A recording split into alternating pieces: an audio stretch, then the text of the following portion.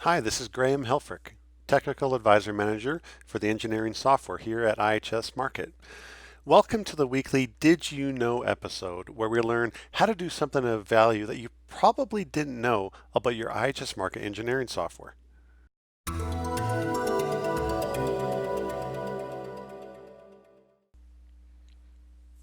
Okay, this is my shop or barn, and I got to tell you, I love spending time in here tinkering, fixing things.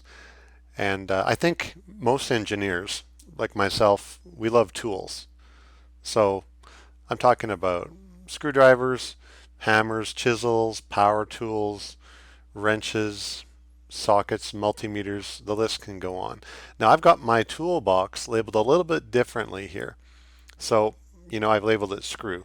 So I know what's in here, everything related to screw driving, cutting or clamping, right?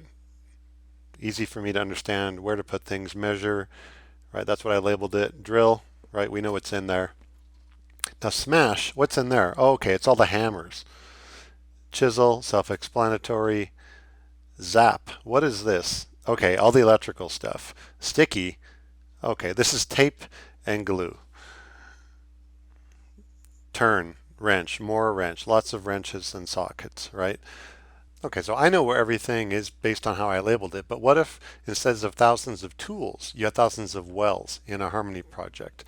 And what if you needed to share that Harmony project as a multi-user project along with all the engineers within your company?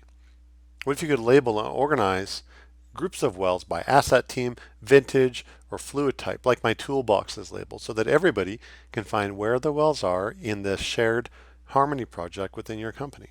Well, today we're going to talk about a filter option to do this, something you may have never even noticed before in Harmony Enterprise. One of the things people get really nervous about when moving into the multi-user option of a Harmony project is that their wells are going to get mixed in with the wells of another asset team. So here on the screen we have a few hundred wells in the Bakken, we have a few hundred wells in the Eagleford, and imagine that this is one oil and gas company who has multiple assets. So it's possible to put all these wells in a single multi-user Harmony project. But if I am working on the Eagleford wells, I don't want to be distracted with these Bakken wells. So what we can do is we can select all of our Bakken wells here. I'm going to make a group called Bakken wells. Okay. And we're going to go up to this option here. It says filter. You may have never seen this before. So we're going to add a filter. And we're going to call this the Bakken view.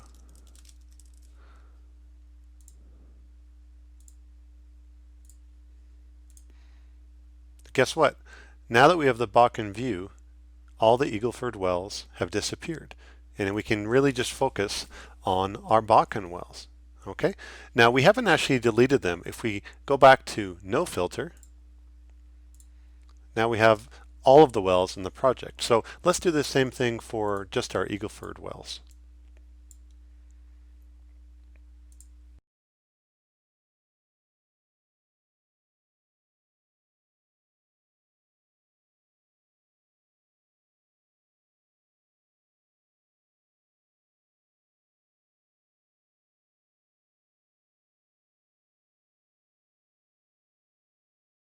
Okay, and now we have our Eagleford view on. So if you want multiple asset teams to share a multi-user Harmony project, this is how you can use these filters to focus only on the wells that your asset team is interested in.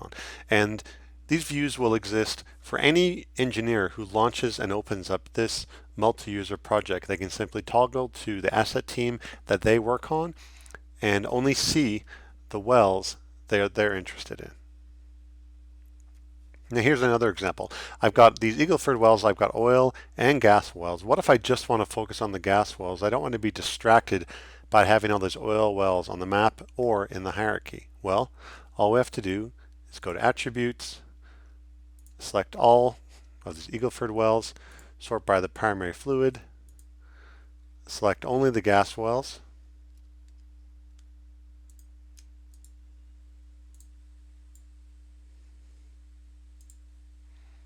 and we can see that I've got all those gas wells selected now, so I can make a custom group, call this my Eagleford gas wells, and go ahead, add a filter.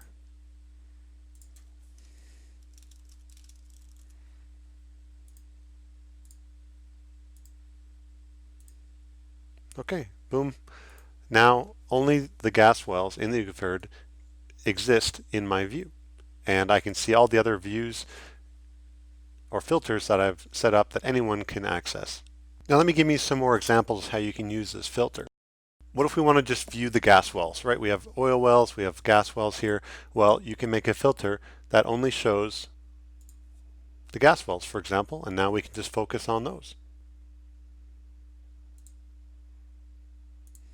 Or if we want to tackle analyzing the wells by their vintage. So I can start by looking at the 2017 wells. Here they are. Or we can just look at the 2018 wells. There they are. Or the 2019 wells. Okay, so this is another way to use this filter. Another way is if there's different engineers on your asset team who are responsible for very specific wells, we can assign those. So for example, these are all my wells that I'm responsible for, and every engineer on the asset team could have a drop-down with their name on it that would only show the wells that they have to analyze. Now, if you're not analyzing your own operated wells, but maybe Interdeck or AccuMap wells, you could make filters to view only specific operators, as another example. So what does this really mean for you? Well, it's all about getting organized, right? When you have hundreds or thousands of wells in a Harmony project, it can be very distracting to see a huge list of wells in your hierarchy and on the map. So you can use this filter to focus down on the wells that you want to analyze. Finally, if you are sharing a multi-user Harmony project and you're worried about multiple asset teams kind of stepping on each other's toes, every asset team can have their own filter, so they can only see the wells that their team is responsible for. So in summary, I like to label my toolbox so I can really easily find where things are. You can use Harmony Enterprise to group your wells so you can find where they are as well. And that's it. I want to thank you for your time. If you have any questions, just give me a call or email and subscribe to be notified of next week's episode.